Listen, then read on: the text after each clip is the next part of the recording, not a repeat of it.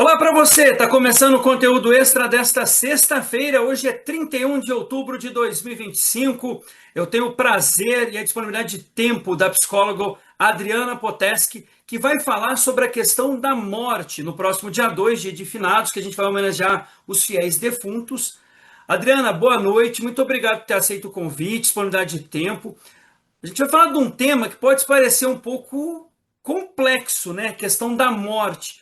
Como que você trabalha? A gente sabe que um dia vai chegar o nosso momento, mas como é que é para trabalhar com as pessoas, principalmente nesta data do próximo domingo?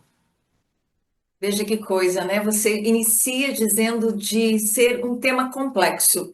Não deveria ser complexo, não é, Eduardo? Porque a morte deveria fazer parte daquilo que é normal na nossa vida. Então, essa forma de vermos a morte como estamos vendo já mostra o quanto nós estamos negando ela, como essa nossa sociedade tem negado esse fato que deveria ser tido como normal, porque é normal. Antigamente, as pessoas morriam em casa, Eduardo. Então, eram os filhos que faziam a última barba daquele pai, né? Do corpo daquele pai. Eram as pessoas, a esposa, enfim, que vestia o corpo. E hoje em dia, não, as pessoas morrem sozinhas em uma UTI. Então, sim, esse tema, ao invés de ser elaborado, ele se torna complexo.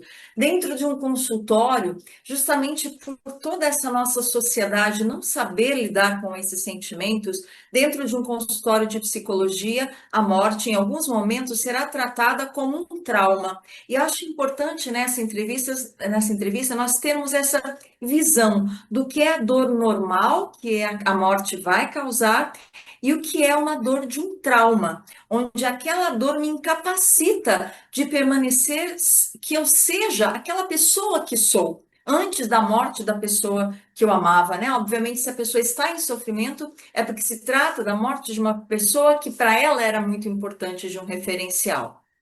O trabalho mais difícil de um psicólogo é tentar convencer a pessoa que é um fato que vai ocorrer com todos, todo ser vivo, ou você vê ainda que tem uma certa dificuldade da pessoa também aceitar essa realidade? Sim, Eduardo, então, quando eu coloco, né, a questão do trauma, né, então até vou abrindo um parênteses, porque uma das abordagens que eu atuo dentro do consultório é uma abordagem chamada EMDR, que é uma linha específica para traumas agudos, que foi descoberta a partir de pesquisas do nosso cérebro, com pessoas vindas da guerra do Vietnã e com mulheres estupradas. Então, assim, eram situações terríveis e que, baseado nas pesquisas de cérebro, observou-se que quando nós temos um trauma, ou seja, uma dor não elaborada, o nosso cérebro funciona de uma maneira diferente. Então, é como se a gente criasse uma neurorede isolada dentro do cérebro com tudo que se interliga àquele trauma. Então, vamos imaginar uma morte que não foi elaborada da forma ideal. Então, tudo que se interliga, ou seja, o chamado da UTI, aquele médico que me tratou mal, aquela última frase que não foi dita antes da pessoa morrer. Então, tudo vira essa neurorede isolada que altera o funcionamento do trauma. Qual é a grande descoberta dessa abordagem? Quando se tem, então, esse cérebro disfuncional, tá? Parte do nosso córtex pré-frontal fica sem sinapses cerebrais. Eu sei que agora eu falei um pouco difícil, mas é importante esse parênteses. Por quê? Porque uma das premissas dessas descobertas é que o nosso cérebro trava as memórias positivas. Então, tudo aquilo que foi ruim daquele evento morte é que como se o cérebro se apegasse somente àquilo e vai esquecer do pão caseiro que aquela mãe fazia, vai esquecer das brincadeiras gostosas que o filho que faleceu, né? E às vezes jovem de um câncer, alguma coisa assim, fazia na sala. Então é como se todo o positivo perdesse a força, perdesse a importância. E aí sim, como que nós vamos tratar isso? No meu caso, eu vou tratar com a técnica onde nós estamos estimulando o cérebro bilateralmente para que aquela parte que está travada volte a funcionar. Então, eu vou ver aquilo que eu sinto de uma forma errada, mas também é a minha verdade. Vou ver, por exemplo, que aquele médico talvez fez tudo o que ele podia.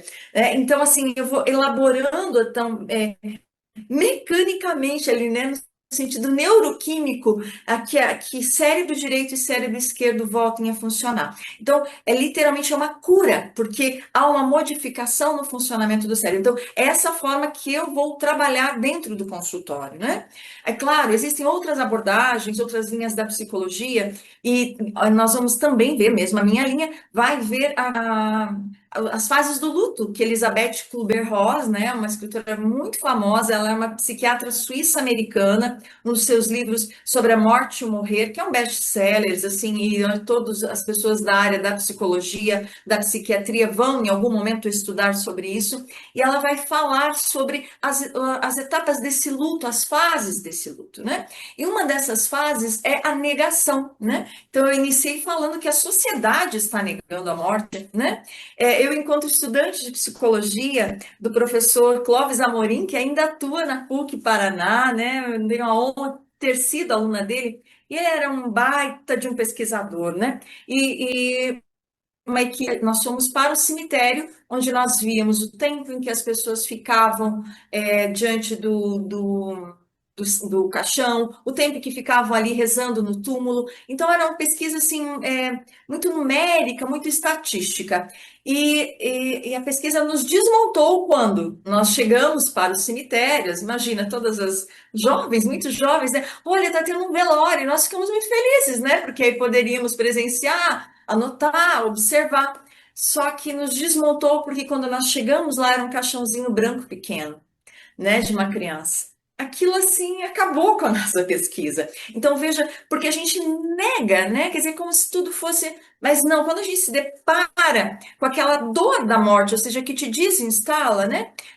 É difícil a gente digerir aquilo. Então, uma das fases é essa negação. E essa negação pode acontecer pelos parentes, pode acontecer pela pessoa que está doente antes mesmo da morte. Né? Então, o médico disse que é fase terminal, mas eles negam aquilo, sejam os parentes ou a pessoa, e perdem um momento muito bonito, que é de falar sobre a morte. Os moribundos não têm chance de falar sobre a morte. Então, se você que ouve essa entrevista, né, talvez você seja essa pessoa que vai chegar para a pessoa que está adoecida e dizer: quer conversar sobre o teu medo? Porque é impossível que a pessoa não esteja com algum medo ou com algum receio. Ou quer conversar sobre a felicidade que você sente, ou já tive pessoas que planejaram as músicas de seu enterro, né? Então, essa negação, ela é evidente antes, ela pode acontecer, como ela pode acontecer depois, né? Então, uma pessoa em Curitiba, por exemplo, tadinha, né? Mas ela estava olhando da janela do prédio, vendo o filho voltar da escola, e ele foi atropelado, ela viu tudo, né? E ela não desmontou o quarto do filho por muitos anos. A jaqueta ali largada, o tênis largado, né? Então, eu nego aquilo, é como se ela estivesse o tempo todo esperando que aquele filho voltasse, né? É, uma outra fase bem importante dessas fases do luto é a raiva. E aqui é forte dizer isso, né? Mas eu já tive pacientes que tinham raiva de quem morreu, né? Uma paciente que o marido se suicidou, ela falava assim, né? Quando eu morrer, encontrar em algum lugar, não sei onde for, a primeira coisa que eu vou fazer é dar uma surra nele, né? Assim, né? Quer dizer, por que que você fez isso? Me largou aqui sozinha com os nossos filhos, né?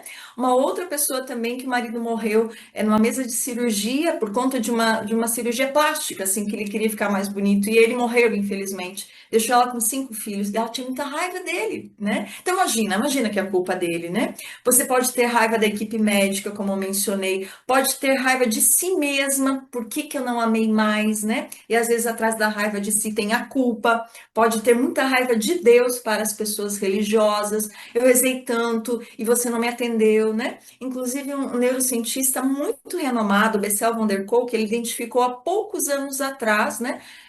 Como um nome mesmo, a sensação de abandono de Deus. Então, Deus me abandonou, né? E foi identificado justamente com pessoas que vieram de guerras, de terrorismo, de catástrofes, e é uma dor aguda. Ele identifica como uma das piores dores, porque a pessoa perdeu as pessoas que amava, né?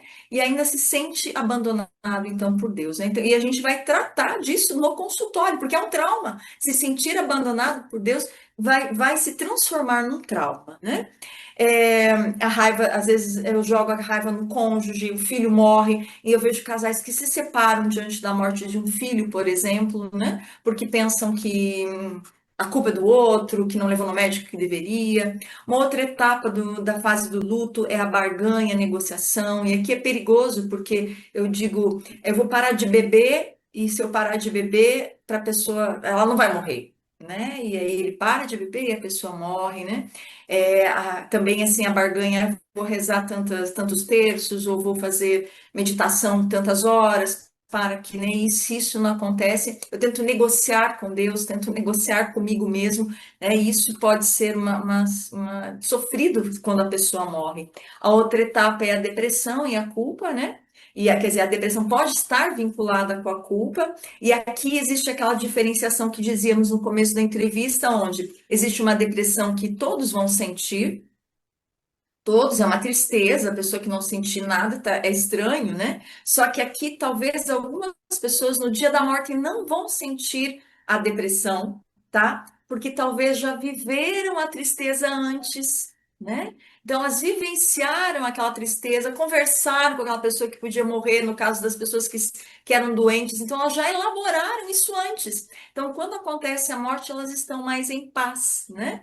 E aí, o que não pode é que essa depressão e essa tristeza permaneça. Então, é lindo aquele filme, aquele desenho animado, Viva a Vida é uma Festa, que fala da morte, no sentido da cultura mexicana, que é uma alegria, né? No Dia dos Mortos, eles cantam as músicas que o falecido gostava, as comidas, e vão para o cemitério. É uma festa aquilo. Então, quando eu saio da tristeza, eu deixo a tristeza lá para trás, né? E começo a viver o momento presente, considerando que nesse momento presente essa pessoa deixa as coisas positivas e eu vou viver essas coisas positivas, eu acho que é bem importante. E aí eu saio da dor irreal, trago as coisas positivas para cá, isso vem para cá. Adriana, muito obrigado por ter aceito o convite. Quem quiser conhecer mais o seu trabalho, sei que além de psicóloga é escritora, agora é o seu momento, se quiser deixar suas redes Sim, sociais, fica à vontade aí no nosso conteúdo extra. isso mesmo, Eduardo. E é claro, né, inevitavelmente a última fase do luto é a aceitação, né? A aceitação dessa grande dor, né? Mas onde, como eu dizia, eu trago as coisas boas que vieram das pessoas que faleceram, e eu faço disso uma festa e eu não fico presa a tudo aquilo. Então, que nesse dia de finados, né, as memórias positivas venham à tona, e essas memórias positivas, com certeza, fazem parte de um processo de cura, né? Vou mencionar também sobre os traumas no livro Cura dos Sentimentos em Mim e no Mundo, que é da Paulinas. Então, se encontra na Paulinas, também pelo meu site, mas pela Paulinas tudo facilita, né? Aqui eu tenho também pela Canção Nova, Vencendo os Traumas que Nos Prendem. Então, também aqui existe um capítulo específico sobre luto. Tem um dos pequenininhos aqui, A Cura dos Sentimentos em Mim e no Mundo, Papai e Mamãe Brigaram. Esse daqui vocês pedem pelo site, está com o selo Recriar, de uma outra livraria, de uma outra editora. Mas assim, foi uma alegria, Eduardo, né, estar com você. O Instagram é Adriana Poteski. Esse Poteski é complicado, né? Mas assim, é Adriana Poteski.